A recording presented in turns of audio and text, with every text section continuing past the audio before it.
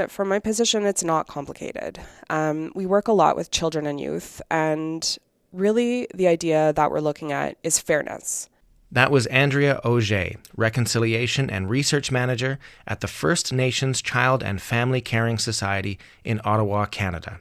Andrea is also my guest this week here on What on Earth is Going On. My name is Ben. I'm your host. Welcome to the show.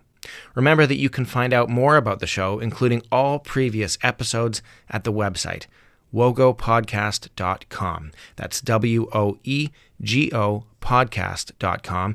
And you can email me at wogopodcast@gmail.com with your suggestions for future episodes or topics that you'd like to hear discussed, or feedback on all previous episodes. Finally, please spread the word if you like the show. Tell your friends, go on social media, share episodes of the show, and of course, give the show a rating on iTunes or Facebook or whatever podcast app that you use. Now, today's conversation with Andrea is, I think, extremely important. We're talking about life and death situations for First Nations people in Canada and the precarious position that many Indigenous people are in because of inadequate government services. You've probably heard many times that Canada, a prosperous and advanced so-called first world country, features regions with third world conditions. Almost invariably, these parts of Canada are reserves or First Nations communities. One of the key principles that Andrea's organization fights for is fairness. If you live in Canada, you should get access to the same services and the same level of service as anybody else. The law says that this is the case, but the reality is something often very different. And moreover, what constitutes a service? Certainly healthcare and education, but what about transportation? Recently, the bus company Greyhound ceased operations in Western Canada, in part due to declining demand. But who does this affect the most? Well, the economically disadvantaged, the disabled, the elderly, and First Nations people. Yes, we are talking about a business decision made in a market economy, and we're talking about staggering complexities in society, culture, technological development, the role of government, the reduced power of government to take action, and the politics of identity and spending money. And we're talking about the deeper, more fundamental issues too: reconciliation, justice, land, and sovereignty.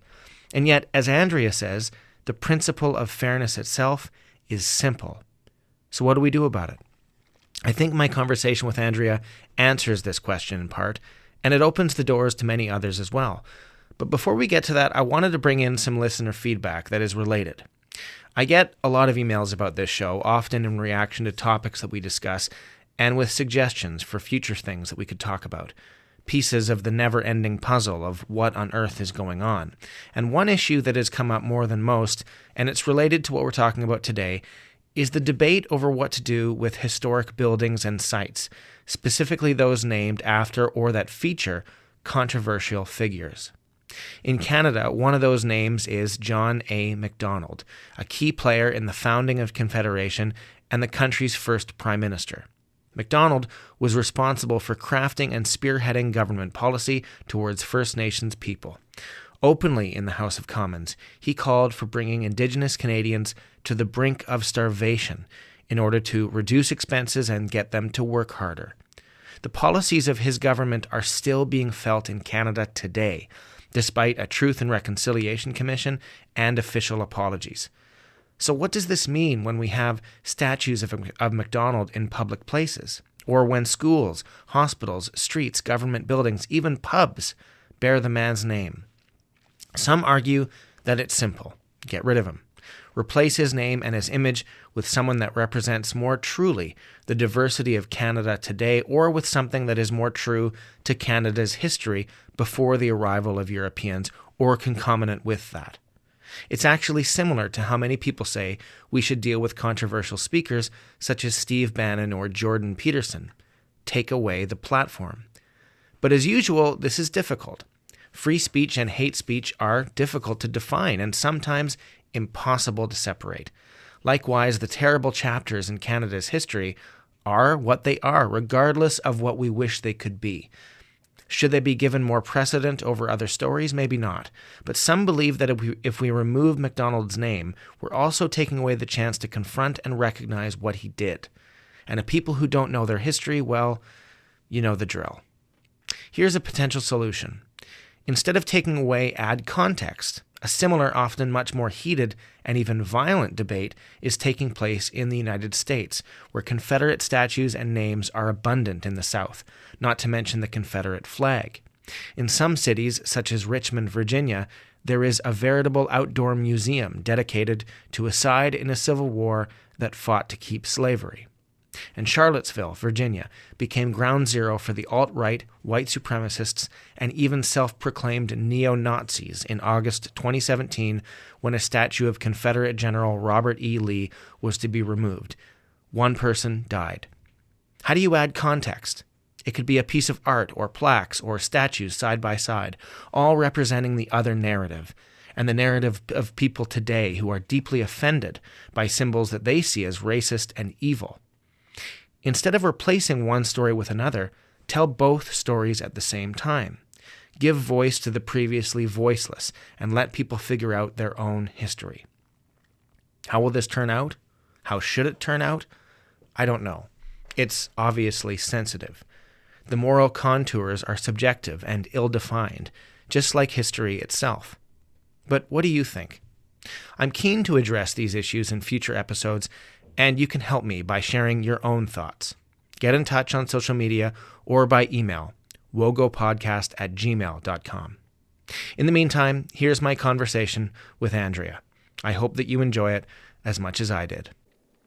All right, Andrea Auger, welcome to the program. Hi, it's nice to be here. Thanks so much for coming. Oh, it's no problem. So we're here in beautiful, rainy Ottawa at the First Nations Child and Family Caring Society, which you work for, as the Reconciliation and Research Manager. That's right.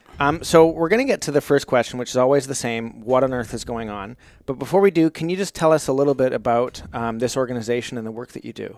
Sure. The Caring Society is a national nonprofit organization, and really our passion is helping First Nations children and their families achieve equitable services and have what everyone else in the country has.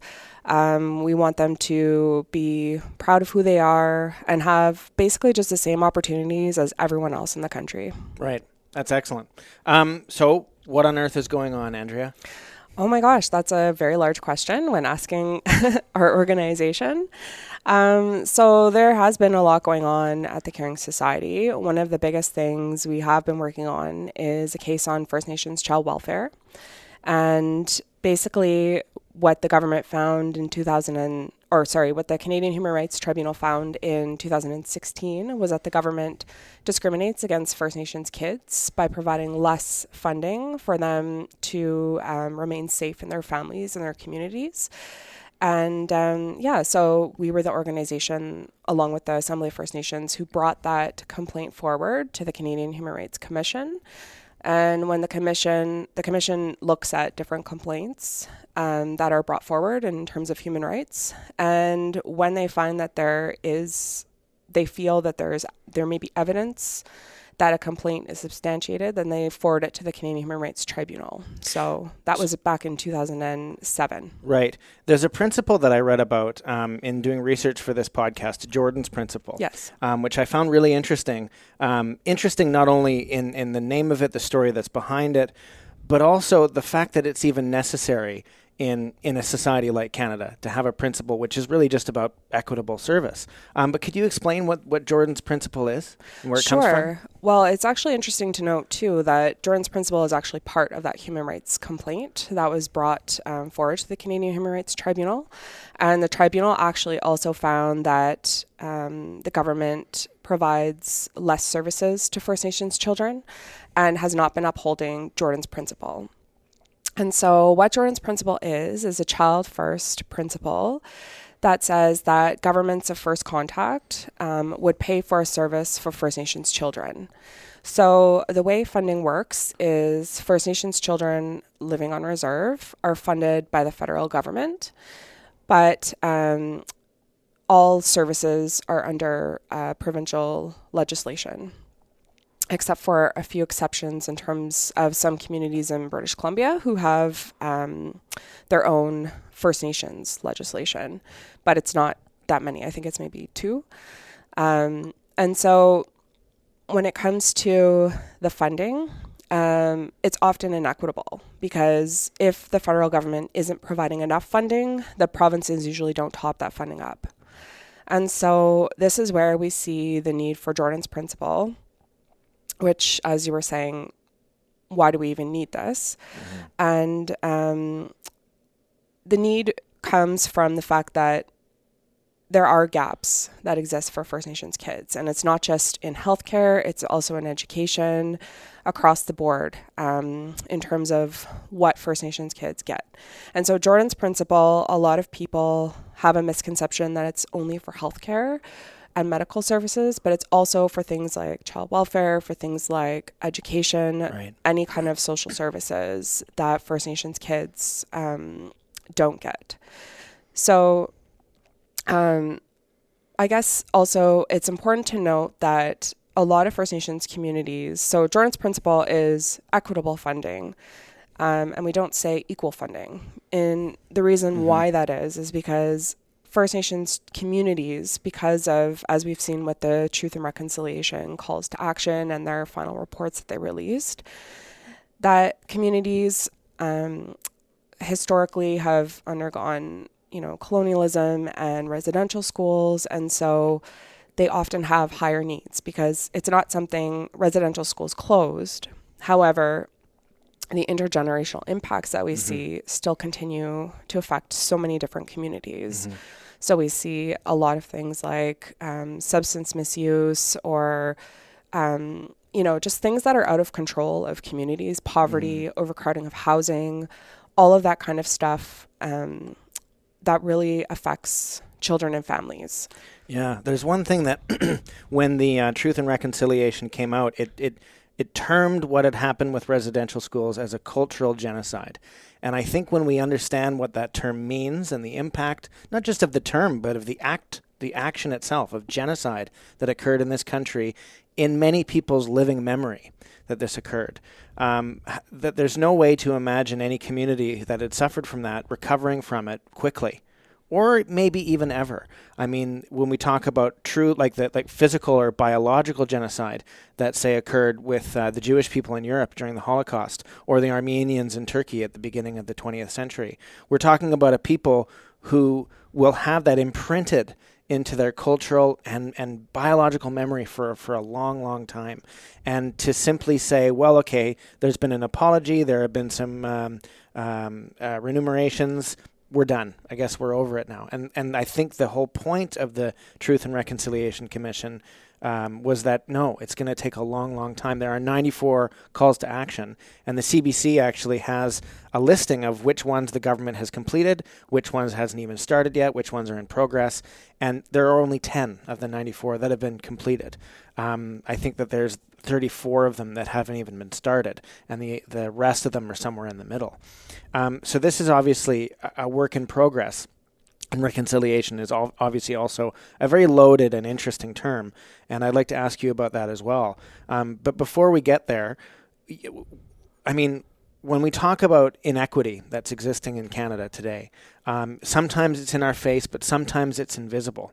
What's the scope of this, and how much do Canadians need to know more about this in order to really get a handle on moving forward, and Aboriginal people as well?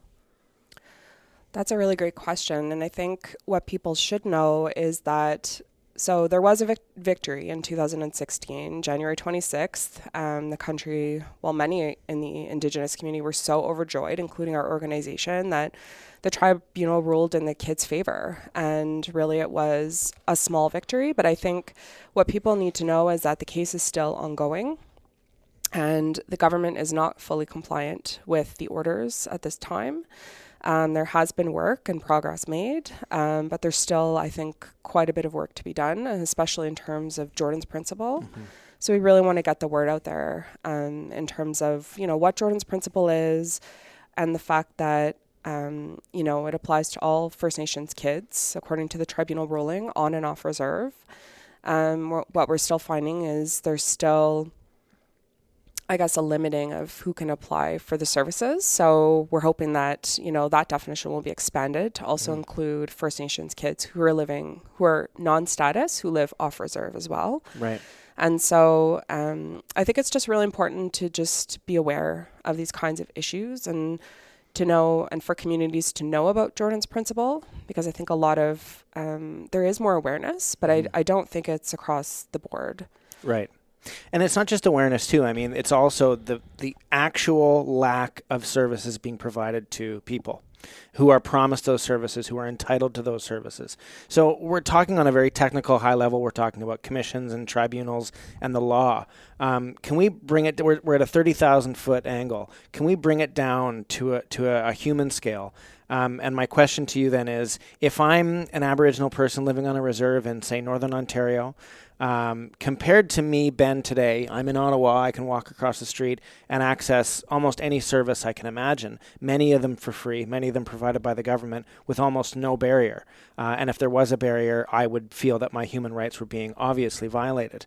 If I'm living on a reserve in Northern Ontario, is it the case that the government is not present? Is it the case that the government is overwhelmed and not resourced enough? Is it the case that there is just too much discrimination? I mean, what's happening to prevent that person from accessing the services? Is it pure discrimination, or is it a lack of resources, or is it just absence altogether of services? Well, I think it's, if we're looking at, a community that's more remote, we have to look at definite lack of services. As you were saying, you or I could just go to the nearest, food bank and access those kinds of services. So there had been a study, it was quite a number of years ago, called Caring Across Boundaries, and it looked at how many voluntary sector organizations were present on reserves. And you don't find a lot of that kind of stuff, like Boys and Girls Clubs, food banks, anything that's available here in bigger centers, or even just more, local towns or what have you. You don't see a lot of those kinds of services available on reserve. I'm not sure. The study was done in 2004, so I mean, it's something that would have to probably be done again to kind of assess like where that would be now in the country and how many of those types of services are available on reserves today. But, I think a lot of it has to do with access, and a lot of communities, as we know, are remote. And it's harder to be in those kinds of communities. You hear stories of, continuity of care. Like a lot of service providers don't stay in the communities because it's harder for them to go there. Right. There's also a lack of, I think, trained people who are, First Nations or say Inuit if you're far up north. I think there are inroads that have been made. But, just making sure that there's culturally appropriate services as well, not just what is available. So I think it's just a lack of funding, and a lack of resources, and you don't get things like huge hospitals in those big centers. So, for example, I grew up in Thunder Bay. And Thunder Bay is a huge hub for First Nations people to come from their communities because it's, the hub to like all of the Nan communities. There's 49 remote communities, which over half of them are fly-in communities. So there's a lot of people coming from their communities to bigger centers where they shouldn't have to access those things.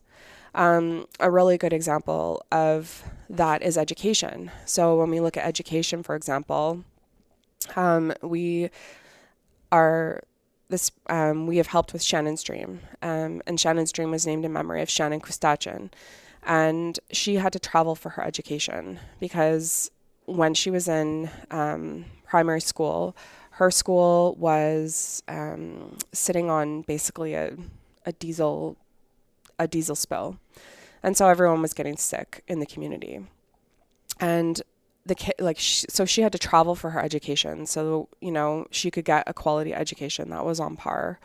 And sadly, she passed away, because she had to go away to school. And it was just one of those things. She was tragically killed, and so that's why Shannon's Dream was named in her memory.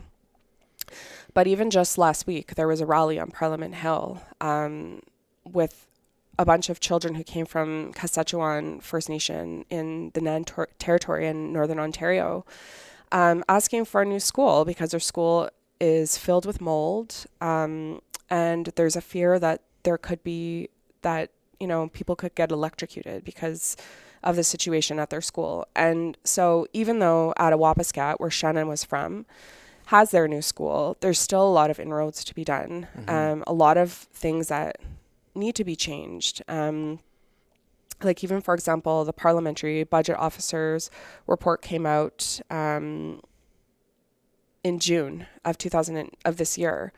And it found that there is a huge gap. And a lot of it has to do with the government not looking at proper data to research what the gaps are. So, and we know, so the Parliamentary Budget Officer did this study and found that the gap has actually widened in the last 15 years for graduation rates for First Nations kids.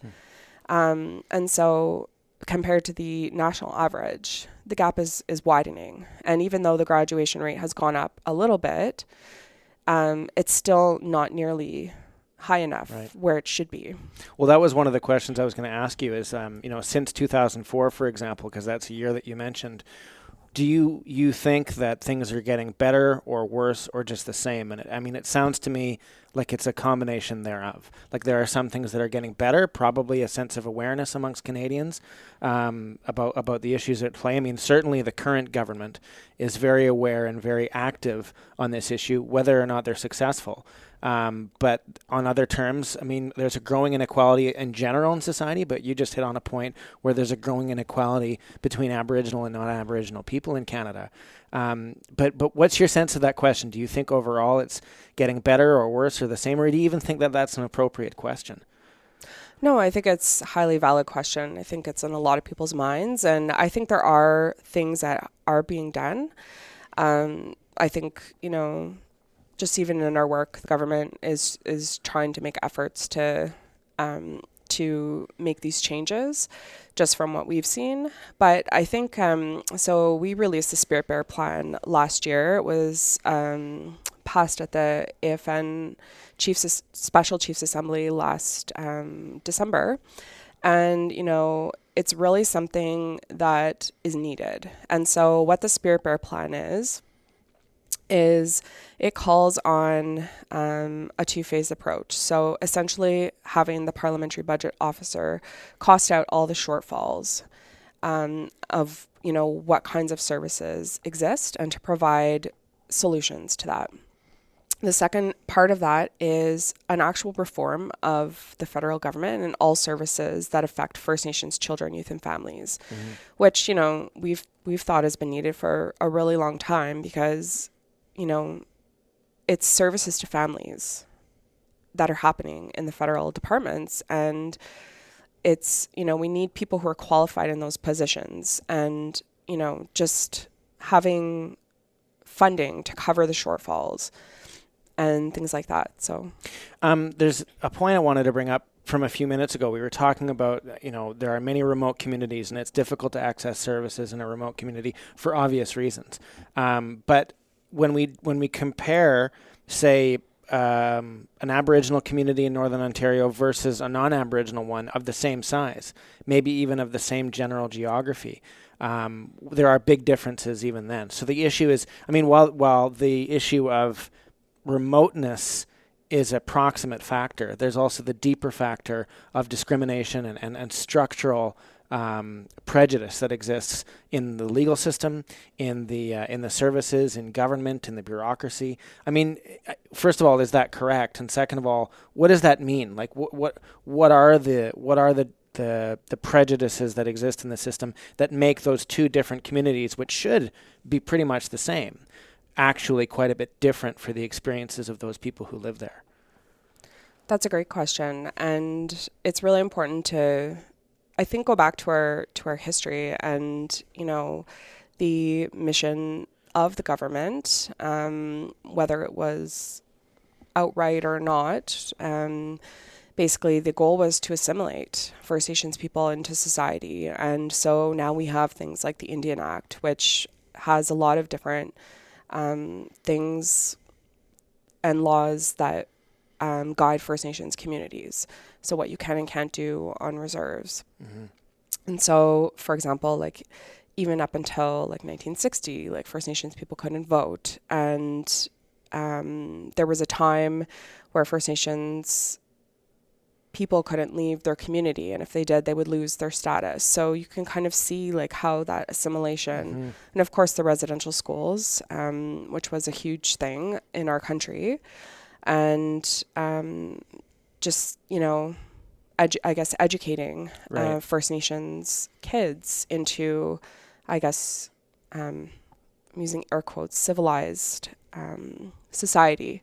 So just even those kinds of things still leave marks on our society. And I think it's still very present, the systemic discrimination against First Nations people. Mm-hmm. And I think for me, what I see is even in, for example, the departments, like how we have that inequitable funding, it's become so normalized in our society that it's just one of those things where people don't actually realize, like, First Nations people don't actually get more. There's such a such a huge stereotype, I think, still in society that First Nations people get everything, and that's really not the case, because they're not starting from an equal vantage point at all, as, you know, say, for example, the average person in Canada. Well, both in as the terms you were using before, both in terms of equality and equity. First Nations people are not starting from the same point. And there is this strange stereotype, which I suppose would only be borne out if you look at about 1% of the puzzle. That if you're born as a First Nations person, or you're born on a reserve, there are certain things you get that other people don't get, which is obvious, of course. I mean, there are certain things that you are entitled to with the Indian Act that other people wouldn't be, but that doesn't add up to give the same freedom of opportunity that we would want in this country, that is almost baked into what we think this country should be, this equality of opportunity, that wherever you are, wherever you start from, you should have the same chances and opportunities to succeed, whether or not you take them. It's not the equality of outcome. We're talking about the equality of opportunity. And I think that there's a disconnect there between what we think of ourselves as Canadians and what actually goes on. I mean, it surprises people, I think, to this day when we read that there are certain parts of Canada that, in terms of water and pollution and living standards and housing and education, of course, education, probably the biggest one of all, that there are parts of Canada that are essentially third world. And that it's hard to square that peg. It's hard to fit that together from most people's perspective. But by the sounds of it is true. I definitely think that, you know, there is this inequality in communities. And I think it is also important to note, though, that there are communities who are resistant and strong. And I always like to bring this up because I think there's a lot of people who get stuck in this area of, you know, feeling guilty or feeling, you know,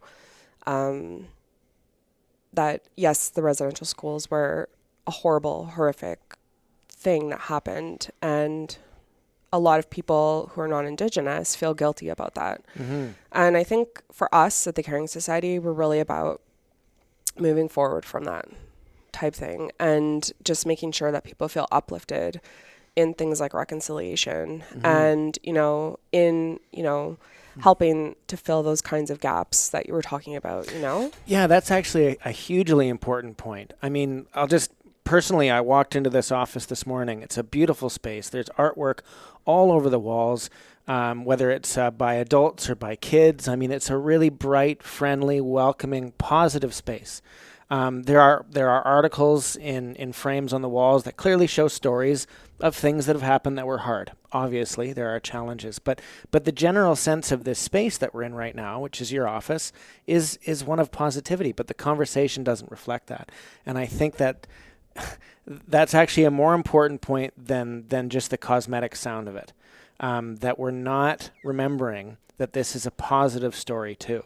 That when we think, whether it's in the federal government or provincial government or day-to-day conversation, when we talk about residential schools, when we talk about Aboriginal people and inequality, and First Nations reserves, we almost always go to the default position of it sucks, things are bad, and they are, but we're missing the nuanced, holistic part of this, that this is a lot of people in this country who are living positive, healthy, resilient lives.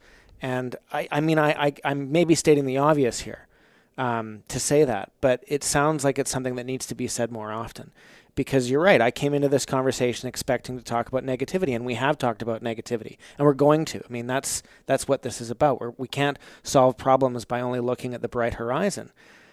But at the same time, we're not doing it justice. And it's not just a communications exercise to make this sound, appealing or bright or positive. It's that this is a human exercise, and a human exercise is a whole picture and not just what's going wrong. Do you think that is that something you struggle with outside of this conversation in your day-to-day work you said that the organization is trying to look forward and get past that, but do you find that overcoming the negativity is part of your work as well? I think we definitely have struggles as well. It's really hard for us when we get calls, for example, about Jordan's Principle, to hear about services that kids aren't getting, especially when kids are in such dire need of an urgent service and they're not receiving it. Right. So, for us, yes, we do overcome challenges as well, just making sure that, doing our best to help those that we can. Although we don't deal with individual cases, for example, we do our best in all of the work that we do. Mm-hmm.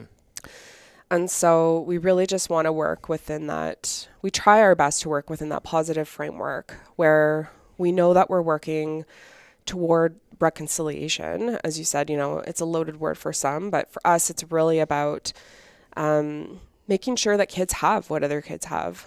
And it's not just First Nations kids, it's Métis kids, Inuit kids, pretty much all kids in the country. So, because of course we don't want any child left behind. Mm-hmm. And yeah, like childhood really should just be a time for dreams, and all kids really deserve that. Yeah. I read about reconciliation and just how loaded this term is. For example, just the inception of the term when it was first decided upon that it was going to be the Truth and Reconciliation Commission. And a lot of people argued, well, reconciliation presumes that there was ever a relationship at the beginning that was harmonious and fair. And that relationship between Aboriginal and non-Aboriginal never existed. I mean, it was from the beginning, it was prejudiced and unfair and destructive. And so to say reconciliation is a bit of a mistake. I don't know if we should call it the Truth and Conciliation Commission as a result, but we are talking about the bringing together of different peoples from different perspectives and reconciliating the argument. I know that your work here is a lot about child and family welfare, and we're dealing with the nitty-gritty of making sure that people access the services that they need and lead happy, healthy lives from children onward. But when we talk about reconciliation, we're also talking about the larger conversation. Is that work that you guys find yourself doing from day to day? Actually, that's a really good question. So actually one of my passions here at the Caring Society is actually looking at reconciliation approaches.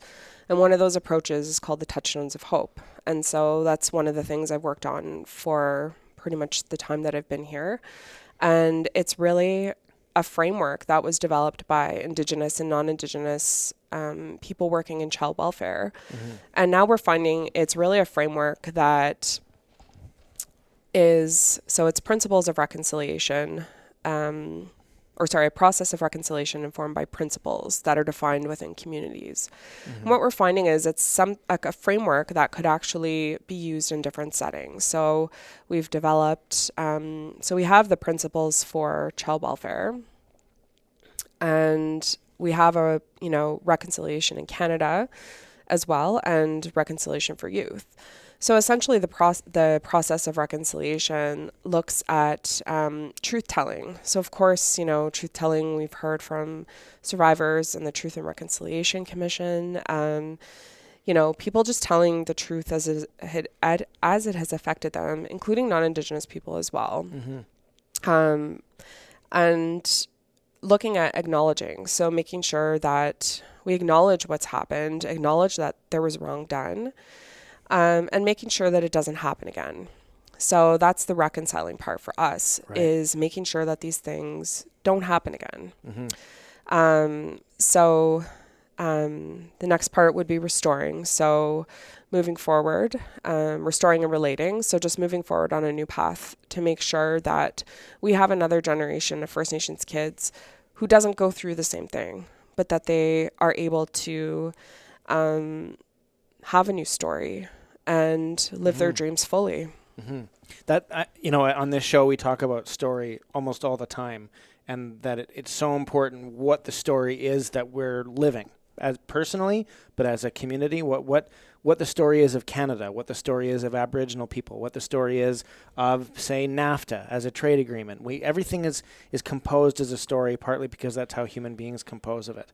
And so we have to live these stories and tell these stories. And I think, again, in my research, I was looking at and what your organization does, and truth-telling was the first one of those steps that is taken.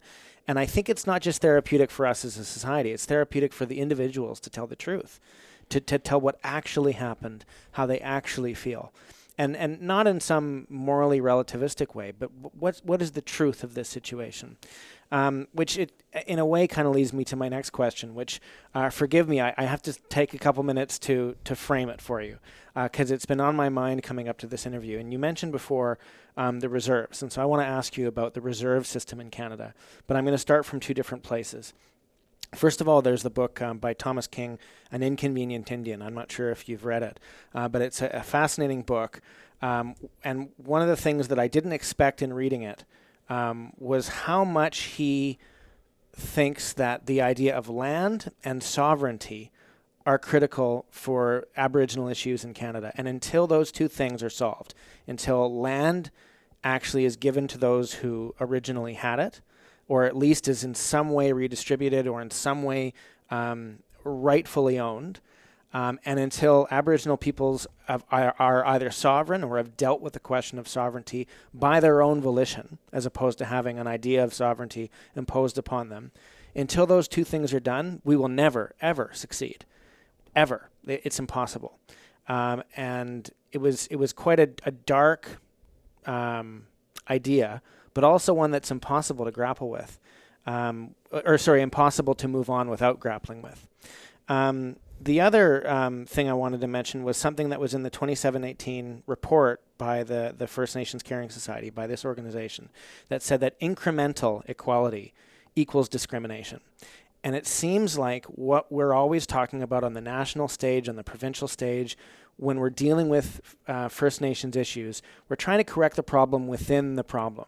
We're trying to band-aid and provide solutions to problems or to the symptoms to the problems. In other words, there is this incredibly discriminatory, backwards and old system that is still in place in Canada today. And a lot of Aboriginal people question the whole nature of the reserve system, and the fact that if you're on a reserve, you don't own the land, it's not yours, you can't, it's not part of the larger whole of Canadian society. But if you were to simply get rid of reserves, then you're just throwing everything into the same pot, and you're not really solving that problem that Thomas King was talking about land and sovereignty either. And so it's a very, very tricky issue, and I'm not asking for a solution, certainly. I mean, I don't think anybody has a solution to this. But what I'm trying to get to is, I mean, the current setup of the reserve system in Canada, first of all, I mean, what is it? And is it worthwhile to fix within and of itself and incrementally change it? Or does it need to be completely rethought and reconsidered and redrafted? And I know that might not be a question for the First Nations Caring Society, but maybe more for you as someone who thinks about this stuff every day. But yeah, I know that was long-winded, but what's your what's your response to that? Yeah. Well, I think it would be kind of unfair for me to actually say what really my opinion is of a reserve system, because I don't live on a reserve. Right. I'm a proud member of the Pays Plat First Nation, but I've never lived there. I grew up in Thunder Bay, and so I know an urban more urban, and Thunder Bay is still quite small, but I know more of an urban perspective. And so I feel like there are a lot of people who, that's their home. Right. And I think this really underlines one of the foundations of the work at the Caring Society is self-determination. And as well as the Touchstones of Hope, because this is one of the principles, self-determination. So communities are in the best position to decide for themselves what's best for their kids, what's best for their community. So while also keeping in mind that the federal government has a fiscal responsibility to support First Nations communities. So I think self-determination is really important, and especially, not looking at solutions that are one size fits all, or those Band-Aid solutions that you had mentioned, because it's really about fixing those problems. So I was just thinking, when you had talked about Thomas King and the land piece, I do think it's very important for First Nations people to have, control of their own land and to have that self-determination to decide, for themselves, what, they do with their land, etc. But I also think it's really important that we fix those structural issues that are affecting First Nations communities immediately. So, I talked about Jordan's principle, the case on First Nations child welfare, inequities, and education. Making sure First Nations communities have basic rights, basic needs met that are not being met. So having access to clean water, as you had talked about, having access to food that's affordable, just things like that. So I think just in large, although I can't really give you, a huge, in-depth conversation about the reserve system, I do think self-determination is the key in a lot of this. That's a great answer, because I think self-determination is one aspect that we often leave out, because we're often trying to think at the national level anyways in Canada, how do we solve these problems for these people, as opposed to how do we allow them to be enfranchised and empowered to solve the problems themselves, obviously with support until we're at a place of true equity. And that seems to be too complicated a conversation for governments that are elected for 4 years at a time, obviously. But this idea of, the other aspect that we're also not mentioning is the fact that First Nations peoples are incredibly diverse. When we talk about First Nations people, Aboriginal, Indigenous, whatever we want to talk about, we're not just talking about one group of people who are all the same with the same language and culture and background and history. We're talking about thousands of different groups who, prior to the arrival of Europeans, had no contact with one another. Totally different as you could imagine. And when we try to lump them together today in terms of history, culture, language, background, whatever, we could be making a big mistake. Which also ties into self-determination, because we're not talking about all First Nations people in Canada getting together and having self-determination. We're talking about different communities having self-determination. But I wanted to tie that to the idea of sovereignty. And again, this might be a question that you don't feel equipped to answer, but when we talk about self-determination, are we sometimes talking about sovereignty, the right of a community to be sovereign, and therefore, in some ways or in all ways, independent of this thing we call Canada? Is sovereignty at play here too? Well, again, I think that ties into self-determination.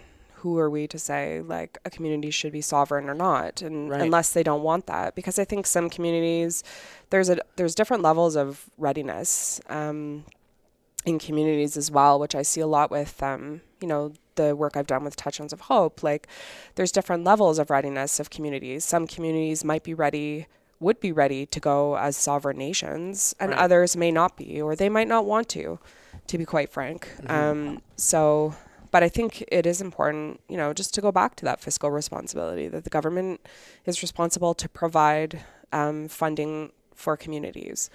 And I think, a lot of nations have the capacity to have that money to make money for themselves. There's tons of communities out there that are doing amazing work and doing a lot of the stuff on their own, which is great.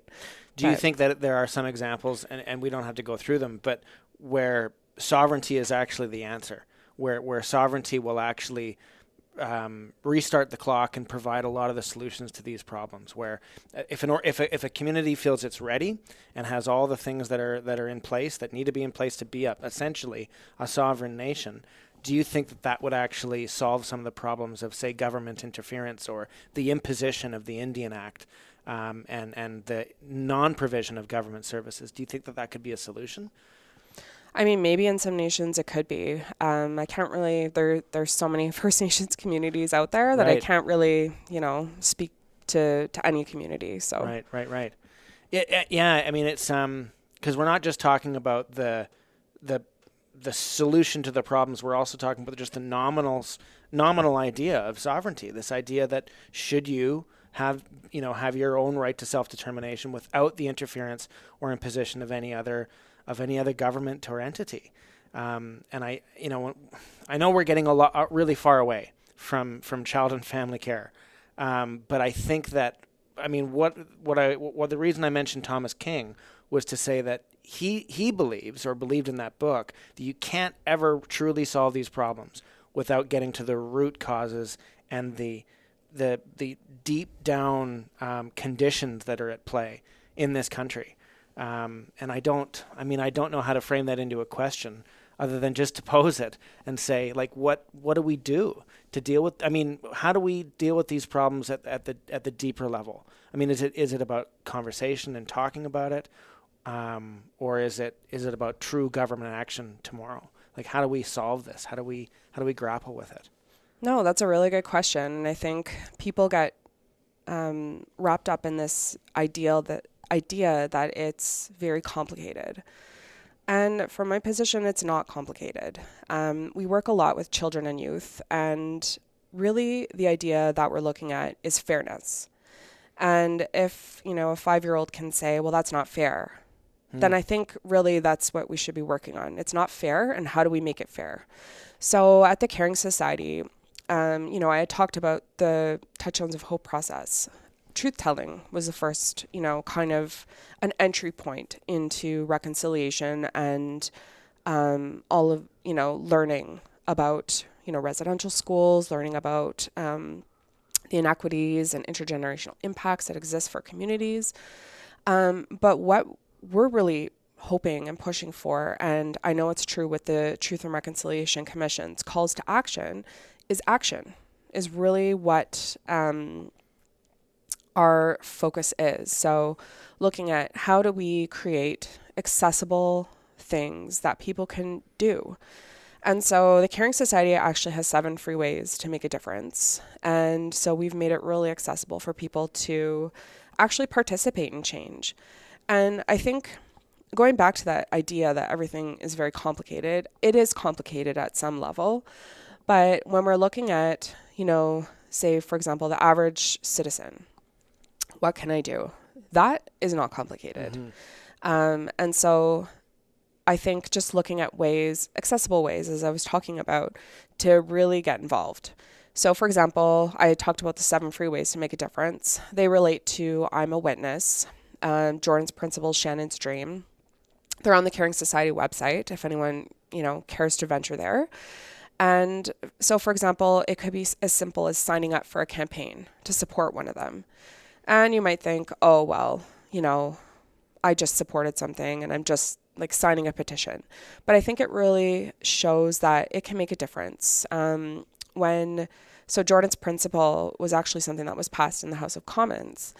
And that was a lot of reason because there were so many supporters behind it as well. Right. And so, it's something very simple and easy. It takes a minute to do.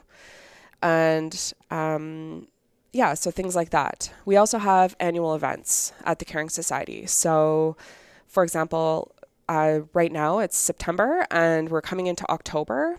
And for those 2 months, we've created a new event called School is a Time for Dreams. So it's basically a campaign for people to have Shannon's Dream parties, to learn about Shannon's Dream and what her legacy was and is. And to, just to learn about why it's important for everyone in Canada to have equitable education. It's also a time to get onto Twitter and social media, posting what you want to be when you grow up.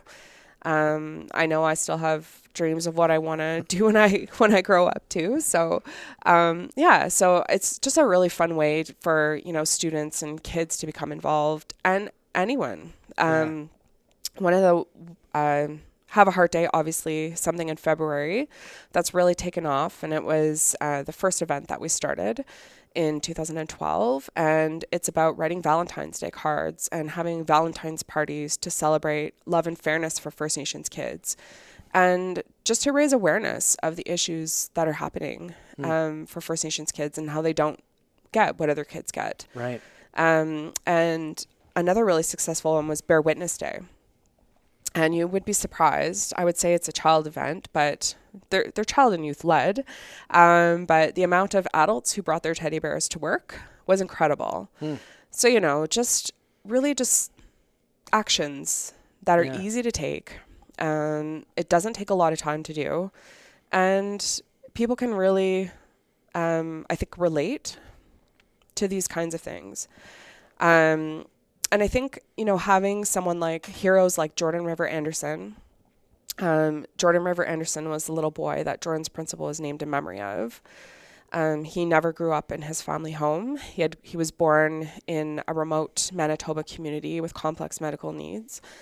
And he died in the hospital, never having known his family home, never having, what other kids have, seeing kids go home, and he was still in the hospital.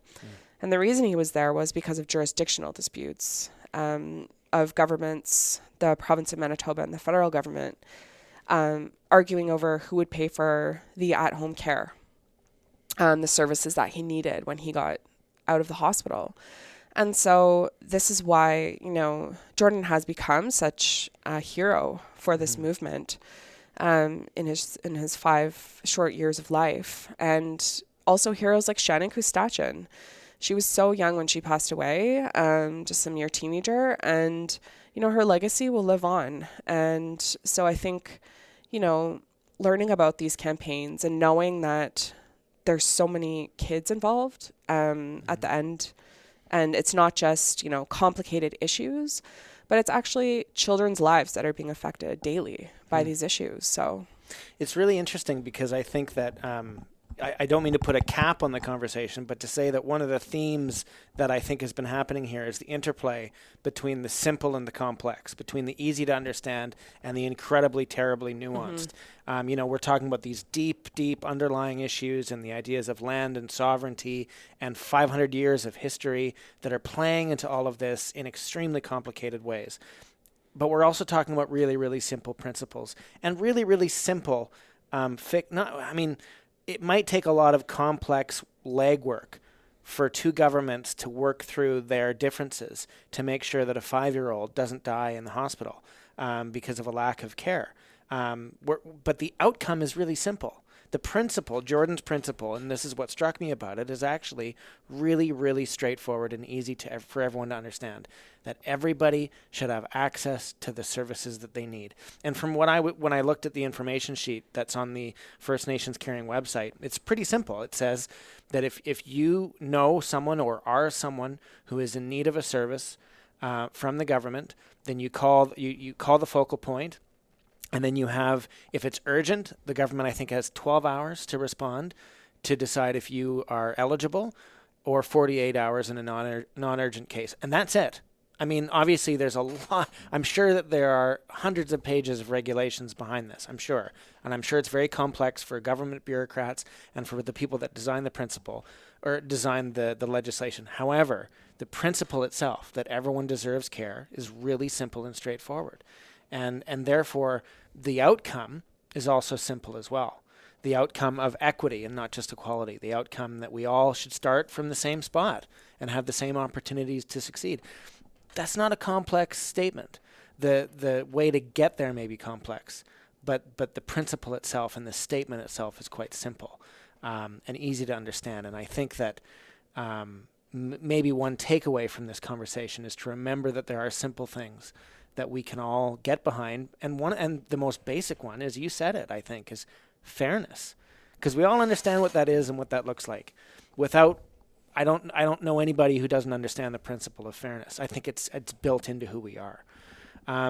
So my last question to you then is, I mean, with all of that in mind, what have we not talked about? What have we missed? What are we either not in this conversation or in any other conversation? What are we not talking about enough?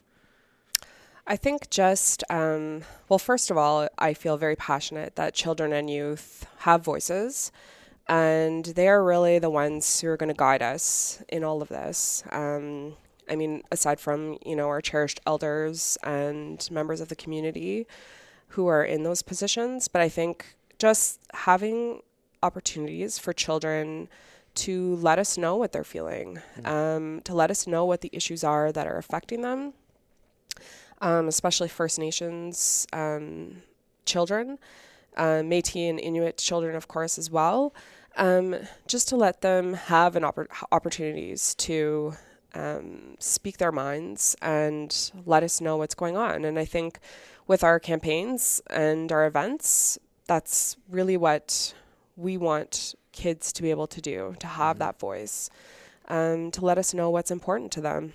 And the second thing is, I think no matter who you are or where you're from, you can participate in reconciliation and making a difference. And we're really passionate about engaging people from all walks of life, from all over the country, from other countries even, because we've done a lot of work in other countries as well. And just to let people know that it might be scary to try and, reach out to help. But I think the first step is, going to our website and just doing some reading, or following us on Twitter, or, looking at our Facebook pages. So yeah, I think it's really important for all of us to make a difference. And there's really easy ways that we all can.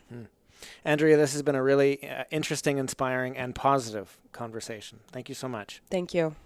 All right, that's the show. Thank you so much for tuning in. To learn more about Andrea Auger and the First Nations Child and Family Caring Society in Ottawa, visit their website. It's fncaringsociety.com. That's fncaringsociety.com. You can learn on that website how to take part in reconciliation yourself, how you can make a difference. You can do it any time of the year. You can volunteer, and you can learn about what things you should be doing in your own life. It's a really, really interesting website, and I encourage you to take the time. Now, your quote of the week is from Thomas King. I mentioned him in the conversation. His book, The Inconvenient Indian, is a really fascinating read, and I recommend that you pick it up. Here goes. You know what they say. If at first you don't succeed, try the same thing again. Sometimes the effort is called persistence, and it is the mark of a strong will. Sometimes it is called perseverance, and it is a sign of immaturity. For an individual, one of the definitions of insanity is doing the same thing over and over again in the same way and expecting different results. For a government, such behavior is called policy. Next week, we've got John Foster, whose book, Oil and World Politics, we're going to discuss. It's a really fascinating conversation, and I hope that you tune in. Thanks so much for taking the time. I'll see you next week.